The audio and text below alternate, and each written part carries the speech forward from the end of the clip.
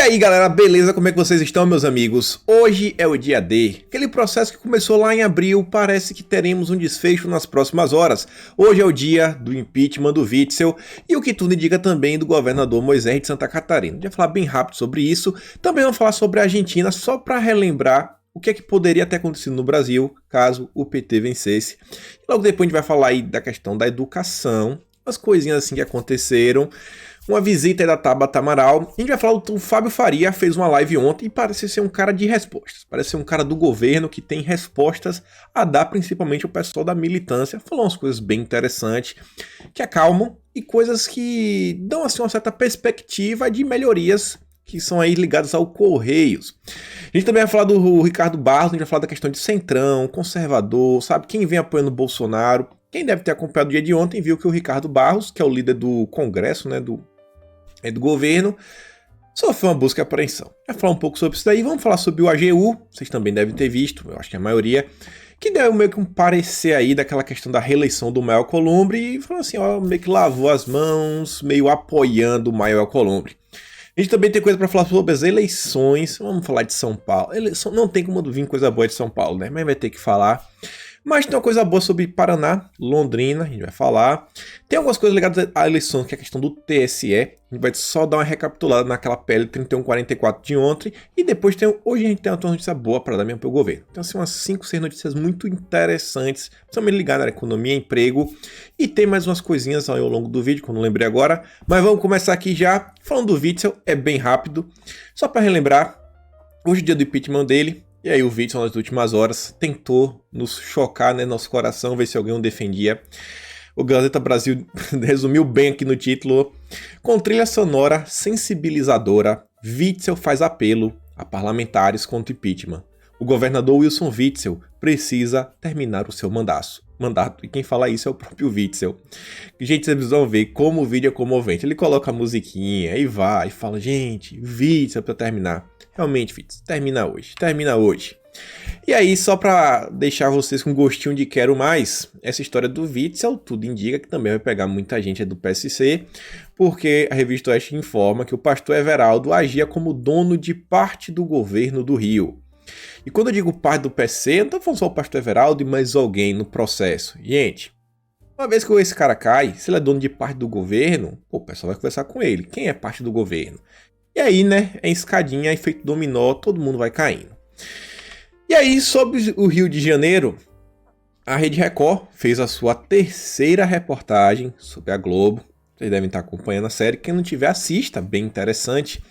E na última aqui, o resumão, aqui a Gazeta Brasil trouxe bem no título, que é saiba do esquema criminoso de compra de votos para a escolha do Rio como sede olímpica. Delata Cabral. Fala isso daí, fala do contrato da Globo com as Olimpíadas, para poder transmitir.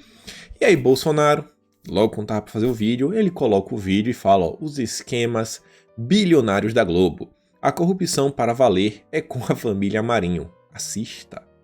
E tá lá, né? Então, vale dar uma olhada. Vale dar realmente uma olhada. Saindo do Rio de Janeiro, só para lembrar para vocês, tudo indica também que hoje a Lesc aí vai estar votando impeachment contra o governador de Santa Catarina. Agora, nesse caso, tem algo bem estranho, é que eles também estão impeachment a vice-governadora que não está envolvida nas coisas que ele vem fazendo. É quase que um golpe para o presidente da Lesc, que está sendo investigado, poder assumir como governador. Vamos esperar para ver, né, que caminho que isso daí vai. Falando aqui um pouco de pandemia, falei para vocês ontem, e olha só que interessante, né? É que eu já disse para vocês algumas vezes também.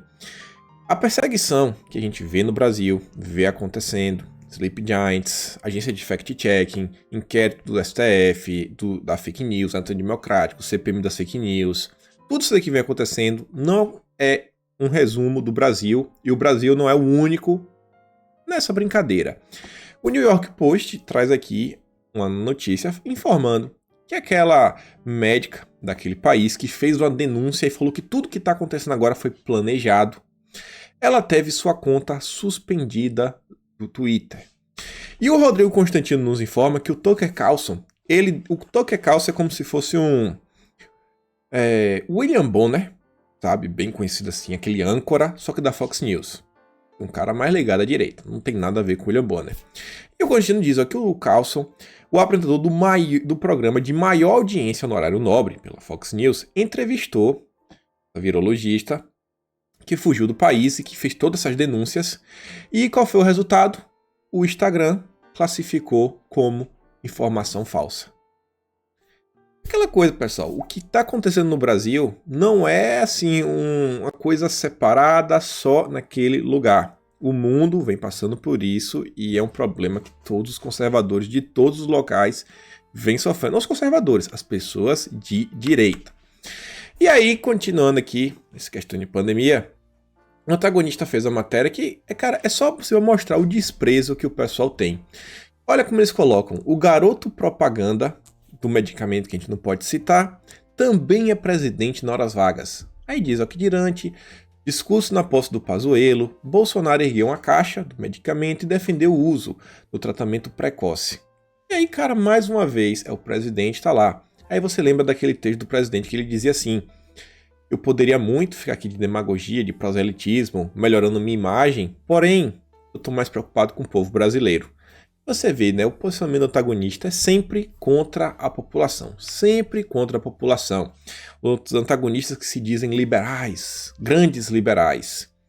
O liberalismo lá, né, realmente um liberal nato, assim, nível MBL, estava governando a Argentina, não fez as reformas que precisava, não combateu a agenda ideológica que deveria combater, e agora a Argentina tem os Kirchner mais uma vez. E olha só isso daqui. Isso daqui a Argentina acabou perdendo, mas o Brasil ganhou um pouquinho. Não vou falar que o Brasil ganhou muito, até porque o mercado argentino compra muita coisa do Brasil e o mercado argentino caiu, tanto que perdeu posição. Só uma matéria na Folha de São Paulo falando que a Argentina vê fuga de empresas estrangeiras por conta de insegurança com o cenário econômico. Só que isso daí não é só questão da economia, isso também está ligado até esse período de pandemia e decisões que foram feitas. E olha só esses 3 parágrafos. Vínhamos arrastando problemas de longa data, mas o atual governo vem agravando isso a não mostrar um ambiente que seja market-friendly, assim, seja amigável ao mercado. A Argentina reforça a ideia já existente de que é um país que muda as regras a cada tanto, o que causa insegurança, explica o economista à Folha de São Paulo. E aqui uma coisa já interessante, olhem porque toda vez que sai uma matéria, às vezes relacionadas a Paulo Guedes, você vê a bolsa subindo e descendo, subindo e descendo, subindo e descendo. Paulo Guedes, além de todo o conhecimento econômico que ele tem, ele consegue passar uma confiança para o mercado. Essa questão do market friendly. Então o Paulo Guedes está lá, o pessoal fala, pô, não, cara, dá para ter uma certa segurança, a gente já meio que espera o que é que o Ministério da Economia quer fazer, a gente está vendo aqui um governo que está preocupado em segurar algumas coisas, ter um certo controle sobre a inflação, dar uma privatizada, abrir o mercado, desburocratizar. Então passa uma certa segurança. Quando sai aquelas matérias, aí você vê flutuar. Pô, falei, e agora? O que pode acontecer? Nesta quarta-feira 16, por exemplo, o governo de Alberto Fernandes criou um novo imposto de 35% para gastos em cartão de crédito em dólar. E mais restrições para a abertura de novas contas na moeda americana, prática comum no país. Imaginem, qualquer coisa que vocês forem comprar que estiver em dólar, vocês vão ter que pagar. Assim, já tem aquele imposto da receita no Brasil, né? Não sei se lá tem esse imposto da receita. Mas você vai ter que pagar 35% em cima do valor do produto que você está pagando em dólar. Tudo isso gera um clima de negócios ruins e se soma com outra ponderação muito lógica. A crise que a Argentina vive, a alta inflação e o aumento da pobreza mostram que, no pós-pandemia, este será um país menor, tanto em termos de capacidade de produção, como em termos de tamanho de mercado consumidor, com o poder de compra das pessoas se reduzindo pela inflação, pelo desemprego, pela desvalorização do peso, passa a compensar pouco investir, conclui o Shoa. E aí, várias empresas de transporte aéreo já foram embora, empresas que produzem peças para carros foram embora, algumas empresas de eletrônico também já foram embora, e algumas empresas vieram para o Brasil. A gente vai acabar perdendo um mercado, que a gente vende muito, exporta, mas... Por outro lado, estamos ganhando aí fábricas, indústrias e gerando emprego para o país. Olhem o que é que poderia estar acontecendo ao Brasil. É a fogueira que a gente pulou. E aí, falar aqui um pouco do Centrão. Ontem pela manhã, Saiu logo a notícia que Ricardo Barros, líder do governo na Câmara, é alvo de operação do Ministério Público. Teve aí uma busca e apreensão. O antagonista o antagonista fez várias matérias, né? Surfou na onda. Alvo do GAECO, amigo de Barros, é ligado a grupo que desviou 45 milhões de fundos de pensão. E aí soltou várias e várias notícias. E essa é a parte mais importante do saber do antagonista, inúmeras notícias. Eu aqui estou muito longe de defender o Barros, a gente já sabe como é o Centrão. É aquela coisa, é aquela aliança necessária. O único questionamento é o seguinte: bastou o Barros assumir a liderança e o Barros sofreu uma busca e apreensão. É muito interessante isso acontecendo, né? Podia ter acontecido, sei lá, teve 2 anos para acontecer, vai acontecer quase agora. Logo quando ele vira líder do governo. É aquelas coisas que a gente fica se perguntando, né? Então, para você ver, tudo o que puder ser feito para minar o governo, eles vão fazer. Por exemplo, a gente sabe que tem deputados aí que estão na lista do Odebrecht. Eles nunca investigam. Às vezes, se Bolsonaro quiser prender alguém, sabe, fazer o pessoal investigar, às vezes vale a pena colocar assim num cargo próximo do governo, que aí sim o pessoal começa a investigar as coisas, né? O que eu espero disso tudo é o quê? Que a justiça investigue o Barros da mesma forma como teve aquela matéria ontem sobre aquele senador, cara, Renan Calheiros. Vai atrás do Renan Calheiros, na mesma intensidade, se debrucem sobre isso. Mas a gente vê que no final das contas, essas pessoas sempre têm uma certa predileção. E aí uma coisa que vale a pena a gente refletir também é relembrar que lá no dia 8 de julho, Daniel Silveira informou que ele diz assim, ele acaba de saber que minha retirada da vice-liderança do governo foi a pedido do general Ramos para alocar deputados do Centrão.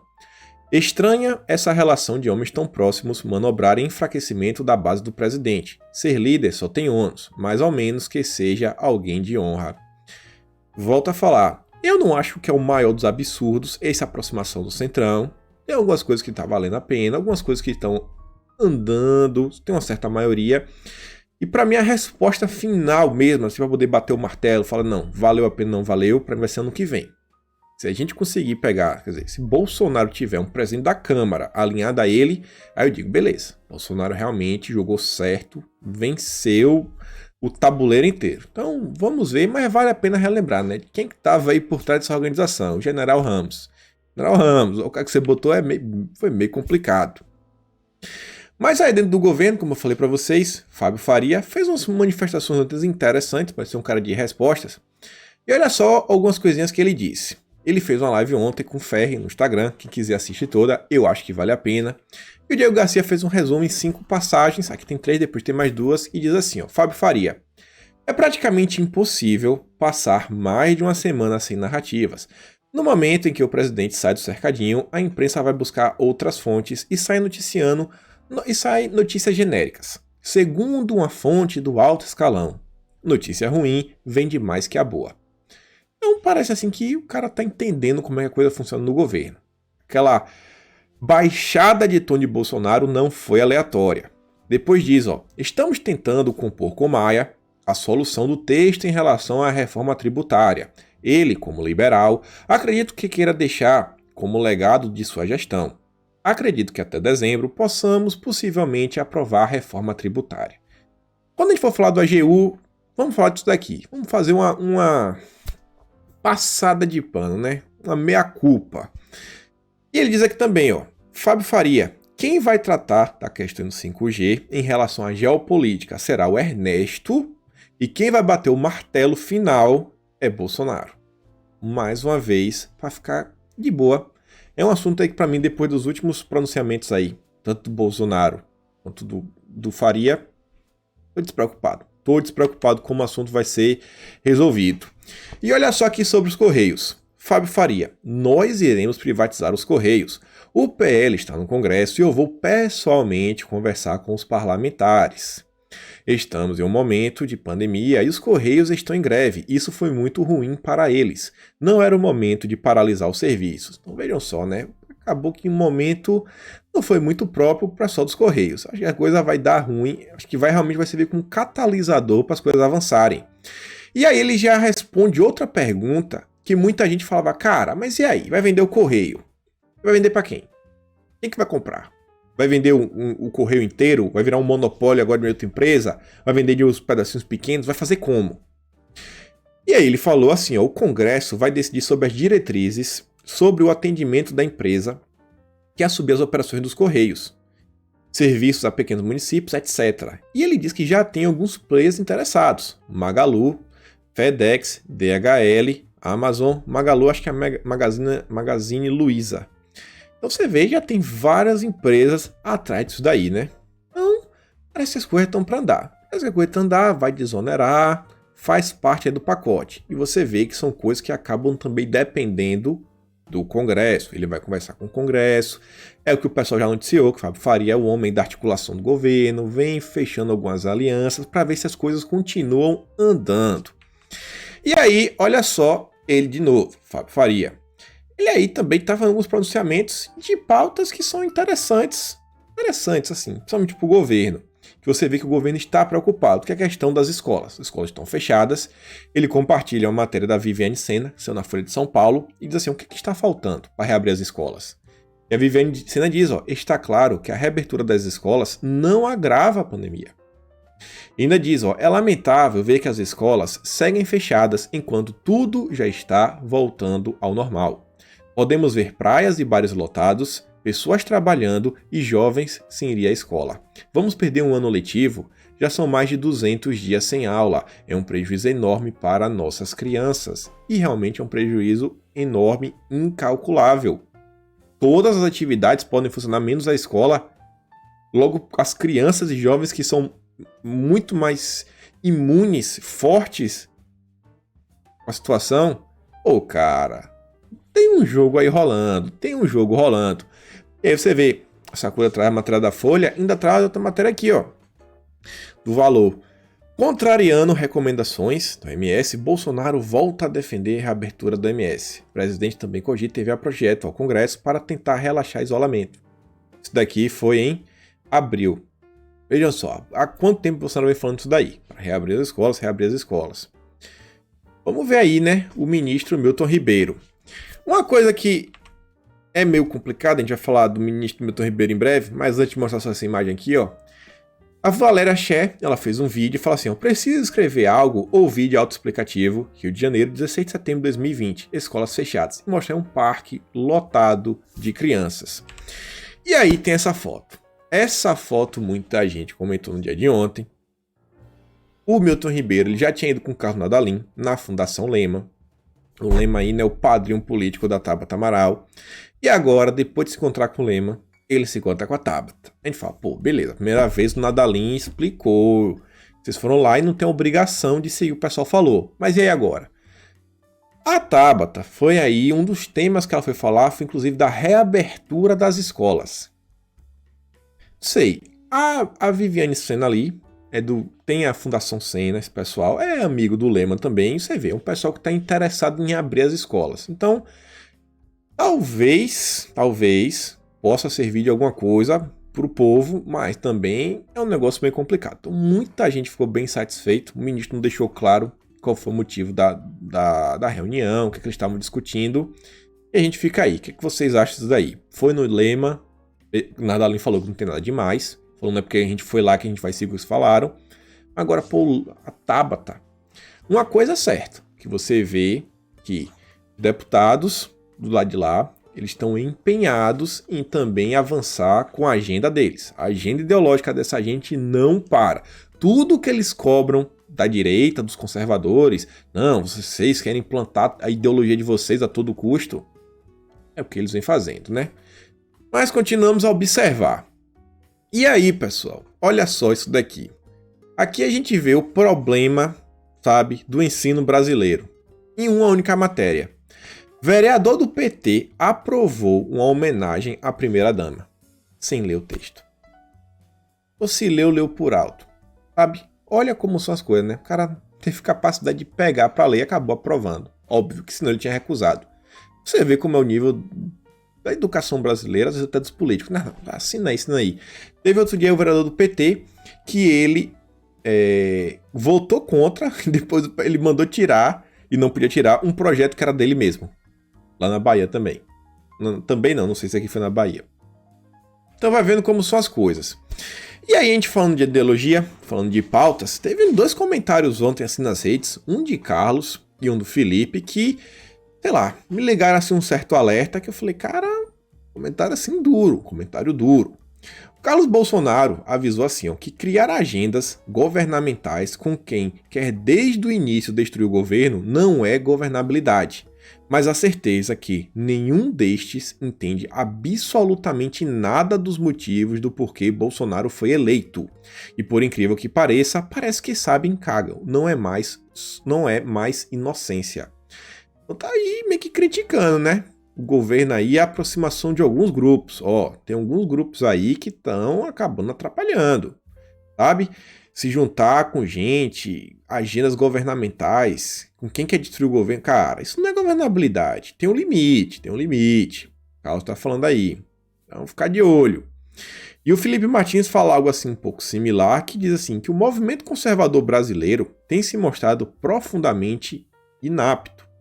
Não podemos cobrar dos outros o que cabe a nós e a nós somente. Deixem de lado o derrotismo e façam cada um sua parte para criar as condições para a implementação das nossas ideias na política real. Façamos nós mesmos. O que é que eu posso tentar entender disso daí? Quando a gente olha para a esquerda, o que é que a gente tem do lado de lá? A gente tem a agência Lupa, Aos Fatos, aquela agência de fact-checking, para falar o que a esquerda faz é mentira.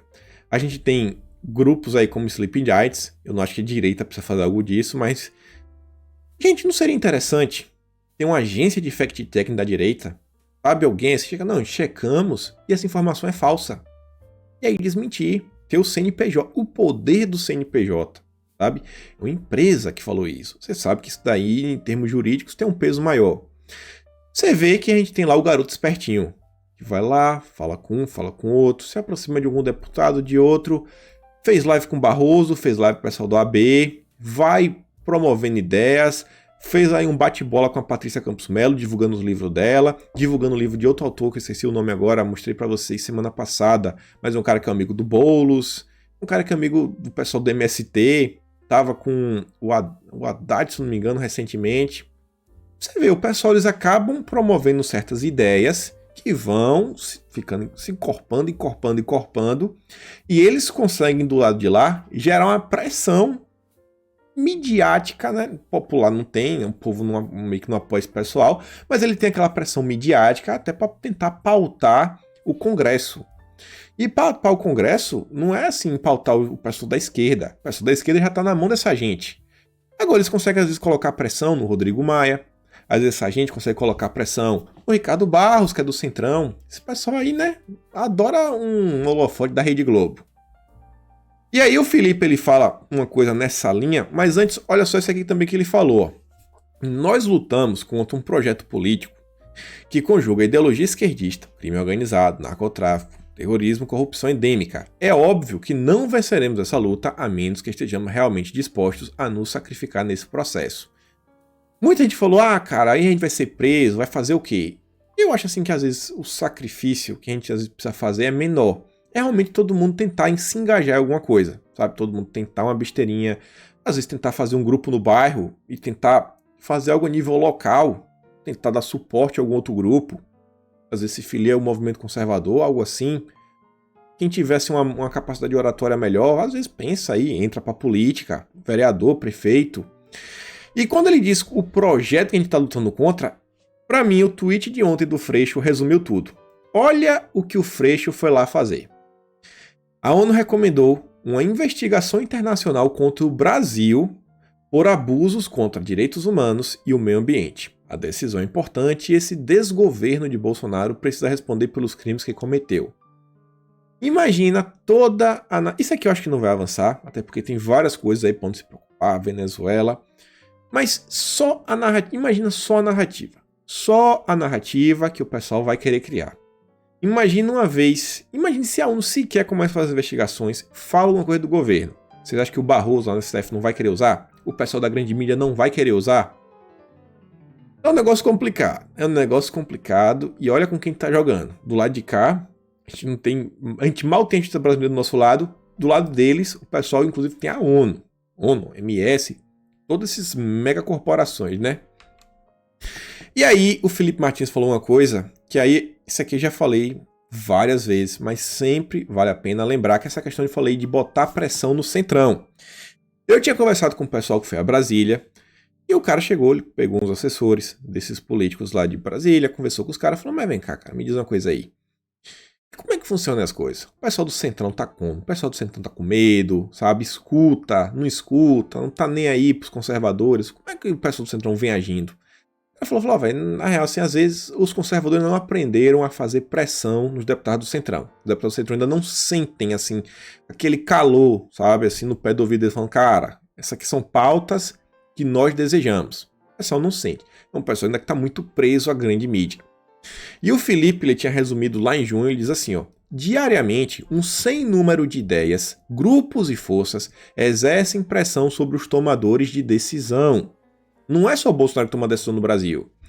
Tentando emplacar perspectivas, escolhas e ações específicas, o grupo mais atento é que se revele mais capaz em conjugar pressão constante com a manutenção ao acesso, vence. Tem que colocar pressão de alguma forma. E aí que entra a pressão da esquerda. Aí você vê. Você vê lá o Felipe, cabelo colorido, o pessoal se junta, jornalistas colocando pressão, e determinado político vão lá e conseguem fazer alguma coisa avançar. Porque uma vez que chega lá na Câmara, políticos, por exemplo, eles podem protocolar algumas PLs e pedir urgência. Não, quero urgência para analisar isso daqui. Vão lá, perturbam o Rodrigo Maia. O próprio Rodrigo Maia às vezes sofre uma pressão dessa gente. E do lado conservador, o que é que os conservadores vêm fazendo para colocar pressão? A gente pede sim aos nossos deputados, na nossa base e no mais. E diz, ó, vem daí a importância de encontrar meios para que o povo brasileiro em geral e o movimento conservador em especial encontrem o ponto de equilíbrio entre a crítica madura e a manutenção do apoio consciente aos atores capazes de dar concretude às suas pautas e os seus anseios. É preciso entender melhor a dinâmica do processo decisório dentro do governo, identificando a composição das forças capazes de exercer pressão e influência durante esse processo. Entender como é que a gente vai fazer para nossas pautas continuarem avançando, ó. E trabalhar para tornar o movimento conservador uma das mais importantes variáveis nessa equação. E para não ficar só no falatório, vou trazer um exemplo do dia em que o povo, os conservadores, conseguiram vencer o processo decisório. Quem lembra do caso da Ilona Sabo? Olha a matéria, dia 27 de fevereiro. Quem é Ilona Sabo? Indicada por Moro, que gerou revolta entre bolsonaristas. O pessoal reclamou, falou, ficou no Twitter, reclamou no YouTube, reclamou no Facebook. Dia seguinte, após crítica de bolsonaristas, Moro volta atrás em nomeação de Ilona Sabo. Eu não estou divulgando essa quinta-feira, Ministério da Justiça pede desculpas à cientista política e elogia seu trabalho na área de segurança pública. E aí no dia 1º de março, vetada por Bolsonaro, Ilona Sabo diz que Moro lamentou a decisão. Não foi uma vez que, de alguma forma, a gente conseguiu se juntar e exercer pressão no ponto certo. E a coisa foi para frente. Isso aqui não é... Assim, é uma nomeação menor, né? É uma nomeação dentro de um conselho que tinha lá, não era assim tão absurdo. Não é definir o ministro do STF.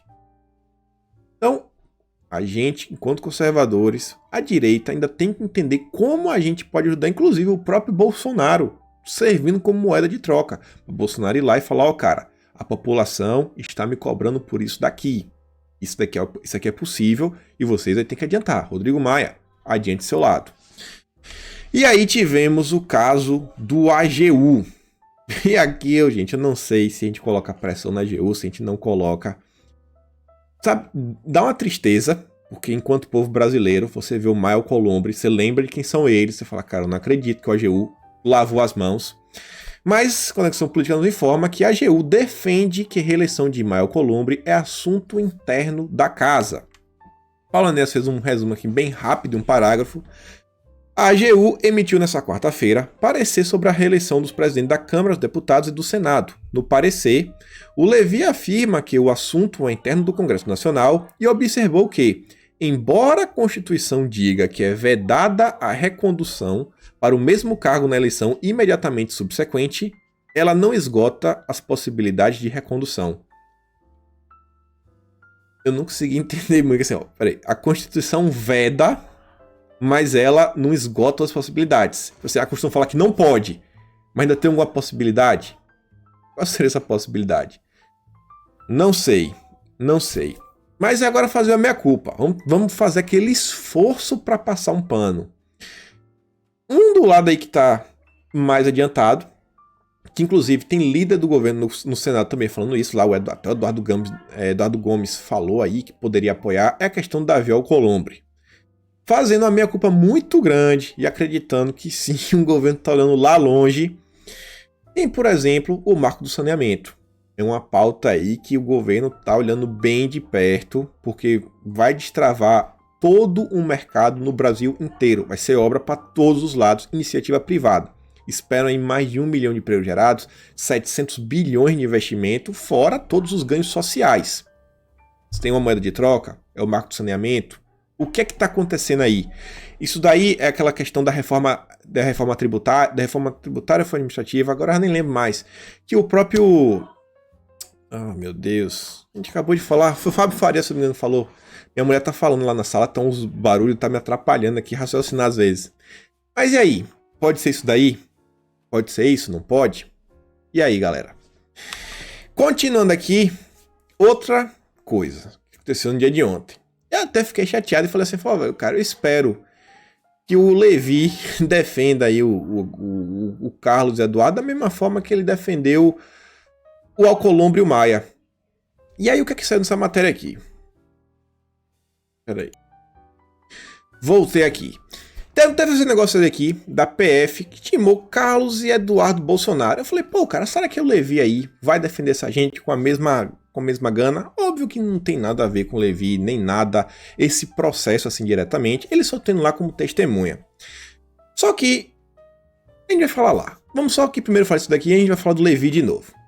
A Polícia Federal intimou aí o Eduardo e o Carlos para prestar depoimento sobre os atos antidemocráticos. E aí uma coisa que já me incomodou nessa matéria é que a CNN teve acesso aos autos do inquérito. E por que isso me incomoda? Porque esse inquérito transmita sobre segredo de justiça. A gente viu que aquele inquérito das fake news, que teve busca de impressão da direita, o pessoal fez de tudo, mas de tudo para ter acesso lá no STF, nada aconteceu. Nada. Mas aí a CNN tem acesso. A Globo tem acesso às coisas do Flávio Bolsonaro. Complicado, complicado. Aí, falar aqui sobre o Levi. Vamos ver. Dia 15 de agosto, matéria do antagonista. José Levi não se opõe a inquérito contra bolsonaristas. Sabe aquele inquérito que ia ter tudo, que agora Eduardo e o Carlos vão depor? O advogado-geral da União enviou ao Supremo parecer pela rejeição de uma ação do PTB que pede a suspensão do inquérito sobre os atos antidemocráticos. Não suspende não, cara, não. Eu sou contra suspender. Aí agora, tipo assim, vai chegando nos filhos. Quem não lembra, a gente já falou tanto, a estratégia de José Dirceu. José Dirceu mesmo falou, vai nos filhos. Esquece Bolsonaro, vai nos filhos. É muito mais fácil atingir Bolsonaro indo atrás dos filhos do que indo atrás do próprio Bolsonaro. Aí você vê, pô, cara, a AGU votou contra a suspensão. Deu um parecer contra a suspensão do inquérito. O Levi, no entanto, considerou que a ação apresentou um conjunto não delimitado de atos e indicou de forma genérica as medidas de Moraes sem anexar aos autos as decisões. Levi ainda disse que os alvos poderiam questionar as decisões de Moraes por meio de outras ações. Vários habeas corpus, no entanto, já foram rejeitados na corte de forma monocrática pela ministra Carmen Lúcia. Pô, cara, a direita fez tudo o que podia fazer e o Levi fala, não, dá pra fazer de alguma outra forma. Que forma, velho? Que apresentou vários habeas corpus. O pessoal tenta ter acesso, sabe, aos documentos, não tem, agora a CNN tem, Globo tem. Então, tipo, cara assim fala, cara, e aí, bicho? A gente tenta fazer uma meia-culpa, mas tem hora que é complicado, né? Tem hora que é complicado. Tem hora que é complicado. E você vê aqui, ó, em junho, Fachin vota pela legalidade de inquérito e condena atos antidemocráticos. Na mesma linha, o ministro-chefe da AGU, o Levi, disse que o inquérito das fake news é regular, mas fez uma série de ponderações à investigação a defender, por exemplo, que não puna criminalmente a liberdade de imprensa nem a liberdade de expressão. Veja só, mais uma vez que eu sempre falo, só existe uma liberdade que é de expressão. Quando você cria a liberdade de imprensa, aí você pode dar dois tratamentos diferentes. Não, a imprensa pode falar isso, mas a liberdade de expressão, a liberdade do povo só vai até aqui. Inclusive, especialmente da internet. Apesar da manifestação oficial da AGU, Bolsonaro já fez críticas públicas ao inquérito, chamando de inconstitucional. Na semana retrasada, essa investigação, conduzida pelo Alexandre de Moraes, realizou busca e pressão contra aliados do presidente. Então, eu tento fazer a minha culpa pro AGU, mas tem hora, galera, que é complicado. Tem hora que é complicado. E você vê aqui também, ó, agosto.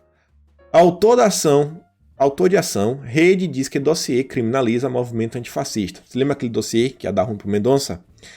O que diz o governo? Em defesa do governo, o Levi disse que o Brasil vive em plena democracia e nega traços ditatoriais e autocráticos na produção do relatório. Sobre a demora, afirmou que a demanda da ministra deveria ter sido remetida à AGU e não diretamente ao Ministério, uma vez que o caso já estava judicializado. O AGU também disse que o governo federal e o Ministério da Justiça rejeitam toda e qualquer forma de totalitarismo. A União, inclusive o Ministério da Justiça, rejeita toda e qualquer forma de autoritarismo ou de totalitarismo, incluindo o fascismo. Nosso país é uma democracia vibrante e plural, afirmou o ministro. Aquele discurso assim bem coisa, né? Bem sem sal. Mas, volta aqui de novo, o AGU para se redimir um pouquinho. Ele recorreu aí no Supremo agora para Bolsonaro poder fazer o depoimento por escrito. Sabe aquele documento que o Celso de Mello falou, não, vai ter que vir para cá, vai ter que depor cara a cara, e o advogado de Moro, inclusive, vai poder te fazer perguntas? Então a AGU foi lá, deu uma recorrida. E dentro do STF, alguns ministros são contra a decisão. Não falaram os nomes, mas tem 3 ministros que falam que tudo que o Celso de Mello... Eu vou ler aqui, ó.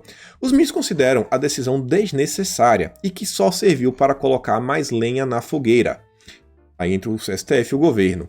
Eles acreditam que a maioria da corte concorda com a decisão de Barroso, que, em 2017, autorizou Temer a depor por escrito. O caso de Temer foi muito pior, a de corrupção, ele foi citado na delação. Mas o Celso de Mello quer criar problema para Bolsonaro. E a própria Polícia Federal agora disse que Bolsonaro ele tem o direito de não comparecer ao depoimento. No ofício que intimou o presidente, o Leal destacou que o presidente poderá permanecer em silêncio, terá assegurado o direito de não produzir provas contra si mesmo e que também poderá deixar de comparecer ao depoimento. Então, pelo menos a Polícia Federal falou, não, cara, se não pode mandar por escrito, se quiser não precisa vir não, presidente. O senhor tem o direito de coisa. É o STF tentando criar problema, né? Tentando criar problema o tempo todo. E aí você vê que não é só o STF que tenta criar problema. Gente, teve um caso que vem da Bahia. Eu nunca vi uma coisa tão, absurda. Assim, passou dos limites agora. Os governadores passaram dos limites. E ainda com direito a fake news da Rede Globo. Olha a Globo. Governo desiste de nomear capitão da PM para a Secretaria de Fomento e Incentivo à Cultura. Portaria tornou sem efeito a nomeação do André Porciúncula para o cargo, um mês depois da publicação de Diário Oficial. Já saiu ontem. E aí você vê aqui lá embaixo, pequenininho. Ó, nas redes, o capitão da PM se mostra fã de Olavo de Carvalho e contrário ao lockdown, né? Ficar todo mundo preso em casa. Isso é o que a Globo diz. Qual foi a verdade? O governo que desistiu de nomear? A verdade é que Rui Costa não liberou o PM nomeado por Bolsonaro para cargo na Secretaria da Cultura. A gente chegou no ponto que um governador ele impediu um cidadão, que é funcionário público, de tomar posse em Brasília. Isso daí passou mais de um mês, o governo solicitando. O governador não cedeu. Só de birra. Só de birra. Cara, isso é um absurdo, cara. Isso é um absurdo. Olha tudo, cara, de todos os lados que a gente vê. A gente fala assim, cara, não tem ninguém do lado do governo. Ninguém. Tá todo mundo contra em todos os estados. O governador parece que menos pior é o Zema lá em Minas Gerais. O restante parece que só quer jogar contra. E ainda o Rui Costa tirou o dia aí para ir no STF para reclamar do STF que assim, ele é contra o uso da Força Nacional em assentamento no MST. Não. Só que todo mundo é inocente. Deixa o MST quieto. Deixa lá o MST. E aí, mudando aqui um pouco o assunto, para dar uma notícia boa, antes de dar uma notícia complicada de novo. Felipe Barros oficializou aí agora, ele é candidato a prefeito de Londrina. Teremos aí um candidato a prefeito. Eu acho sim um ótimo nome, ao mesmo tempo que eu acho assim, pô, cara, o Felipe Barros é um bom deputado, é um deputado que vinha fazendo algumas coisas, veio aprendendo bastante, chegou aí, foi a primeira viagem, tava bem desenrolado, e aí, se ele ganhar, eu acho que como prefeito, sim, tem poder de realmente se ajudar uma cidade, mas talvez a gente perca aí um bom deputado. Mas, de Londrina, não tem nem o que pensar, né? Quem for de Londrina aí, já temos um candidato. E aí a gente tem que falar de São Paulo. Galera, vai ser difícil ser São Paulo, viu? O que tava ruim ficou pior. Eu ainda pensei assim, falando, não, cara, sei lá, tá indo no Russomano. Tá no Russomano aí, sei lá, sabe? Aparentemente aí vai conseguir um apoio de Bolsonaro, ou então do Levi Fidelix, alguma coisa assim. Mas chegou no ponto, cara, que aí aconteceu noticiando que foi, não acredito, não. Eu não acredito nisso. Russomano escolheu um novo vice. Ele quer dizer, escolheu um novo vice, não, ele bateu o martelo no vice. E sabe quem é o vice do Russomano? O Marcos da Costa. A gente já falou do Marcos da Costa. É um cara aí que é amigo do Alckmin, amigo do pessoal Nova Esquerda, um cara que fala da Revolução Francesa, um cara que nunca defendeu o Bolsonaro. E hoje a gente tem informação nova sobre isso daqui, para vocês não falarem que estamos pegando no pé do PTB e de Roberto Jefferson sem nenhuma razão e coisa, né? Vale lembrar que toda briga que tive com o Roberto Jefferson foi na verdade por causa do Marco. O Marco Fázio é o cara por trás de toda a confusão, porque ele foi reclamar, assim, o senhor ainda não respondeu porque estão lançando um candidato da Nova Esquerda à Prefeitura de São Paulo. E o Roberto falou que o Marcos da Costa tinha princípios conservadores. Não me parece Nova Esquerda, ó. Princípios conservadores, dia 9 de agosto. Olha só isso daqui, gente. Dia 30 de maio, o pessoal postou lá no Twitter informando que o Marcos da Costa foi um dos juristas que assinou o manifesto contra Bolsonaro. O grupo de juristas e advogados assinou aqui o manifesto Basta contra ataques do presidente Jair Bolsonaro às instituições. Esse aí é o candidato do vice do Russomano.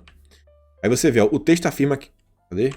O texto afirma que o Brasil, suas instituições e seu povo não podem continuar a serem agredidos pelo presidente da República. Aí, o que exerce o nobre mandato que ele foi conferido para arruinar com os alicerces do nosso sistema democrático. E continua, o manifesto aponta crimes de responsabilidade e afirma que o país é jogado ao precipício de uma crise política quando já imerso no abismo de uma pandemia que encontra no Brasil seu ambiente mais favorável, mercê de uma ação genocida do presidente da República. Olha o manifesto. E aí, segundo o Galçar, uma das pessoas que teve a ideia desse manifesto foi o Marcos da Costa, o vice do Russomano. Esse manifesto saiu no site oficial do PT na Câmara. Olha o Marcos da Costa, da OAB, ex-OAB. Cara, vice do Russomano. Como é que pode chegar a gente e falar assim, não, galera, essa é a chapa que a gente vai apoiar, a chapa do Russomano. Eu não sei, cara, o que sugerir pra vocês, São Paulo, sabe? Eu não sei qual é o menos pior. No segundo turno, se for Russomano contra Boulos ou contra alguém do PT, óbvio. Mas para primeiro turno, não sei qual é o nome de São Paulo. E uma coisa aqui ó, para vocês falarem, para você entender porque eu disse assim, parem de falar que eu fico pegando no pé. Essa reportagem aqui é do dia 28 de julho. 28 de julho.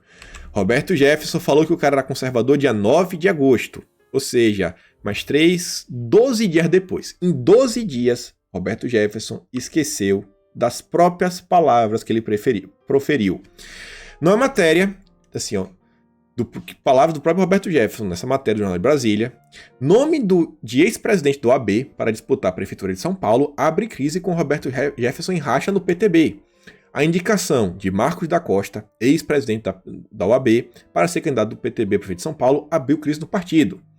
Chancelado pelo presidente do diretório estadual, Campos Machado, o nome do Marcos da Costa é rejeitado pela principal liderança nacional PTBista, o ex-deputado federal Roberto Jefferson. Por quê? Porque falta conservadorismo nele.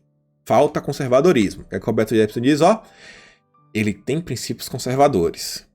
Não me parece Nova Esquerda. Não é Nova Esquerda, é petista mesmo, nas suas palavras. Esse nome me desagradou em cheio. As posições deles conflitam com as minhas. Ele é petista, não é conservador, afirmou Jefferson, atualmente um dos mais aguerridos defensores do presidente Bolsonaro. Gente, isso aqui é a maior piada eleitoral. Sabe? Você não... Galera, o cara, ele vai pro Twitter pra ficar mitando. Ele troca de discurso da forma que lhe cabe. Sabe que é vantajoso. Ganhar uma prefeitura é secretário em vários locais. Ele da Costa já deu demonstração de indisciplina contra mim em manifesto contra a posição que eu defendo. Esse advogado, esposa deve ser expõe teses que não são as minhas. Não vou permitir que um cidadão que afronte meus princípios seja candidato na cidade mais importante do país, afirmou Jefferson. E aí o cara vem pro Twitter e fala isso daqui, ó. Depois me ofendeu, me xingou, sabe? Complicado, né? E na época eu vou falar, não, isso aqui teve gente que falou que eu deveria tomar um processo do Roberto Jefferson. Gente, olha isso aqui é o retrato do que é o PTB, gente. Apareceu no ano de eleição, em abril deste ano. E tem gente que fala, mas ele mudou de opinião, ele mudou, não sei o quê. Quer apoiar, gente? Apoia. Agora eu pergunto pra vocês, o que é, sabe?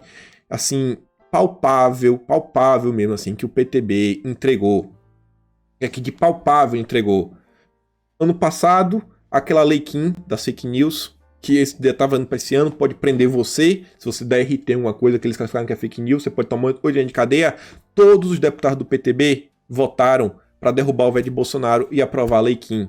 Sabe aquele Hans River, que foi na CPMI e falou que os disparos não foi de Bolsonaro, foi do PT? O Hans River, ele era do PTB. Foi expulso do partido. Mas não, é o leão conservador, é o grande leão conservador. Mas vamos continuar falando aqui de eleição também, fake news e desinformação. O TSE, para fazer piada com a cara do brasileiro, levou agora a escritora Rosana Herrmann, e também trouxe um depoimento para celebrar conosco o Dia da Democracia nas redes sociais. Para ela, a democracia é uma luta de todos os dias. Obrigado, Rosana.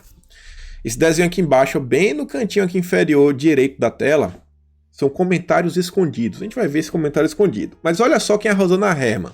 Renata trouxe aqui em 2 tweets o resumo de quem é ela. Chamar Bolsonaro hoje simplesmente de burro é quase apoiá-lo. Ele é um maldito, desgraçado, cruel, insensível, gênio. Acho que esse Bolsonaro não gosta de ser chamado de rainha louca, a gente deve chamá-lo assim, porque nem traduzir Mad Queen, porque ele vai ficar triste. Aí bota aqui. Essa daí é a mulher chamada para falar de democracia. E olha só os comentários que são escondidos. Seja isso aqui certo, gente. O TSE não é um político.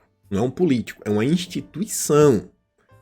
Eu entendo o político, ele bloqueia a gente, ele apaga comentário, ele faz o que ele quiser. É um político. Agora, uma instituição, o TSE, sabe? Escondendo a opinião popular. A Ariane Barros disse assim, ó, hipocrisia que fala, né? Ai, não pode ter voto impresso porque pode ter fraude. Sei. Mas quando os brasileiros querem voto impresso e para auditar possivelmente os votos? Não pode. As urnas são confiáveis. Até parece que acreditamos que essas porcarias de urna prestam. Tá criticando aí. Fala, pô, a gente tem que auditar isso daí. Aí a Patrícia, ó, xingando aqui, ó, e fala, a Interpol já foi invadida, bancos são invadidos diariamente, mas o TSE alega que as urnas eletrônicas são 100% perfeitas. Vocês acreditam? E eles apagam a opinião popular. Mas é democracia, é tudo pela democracia.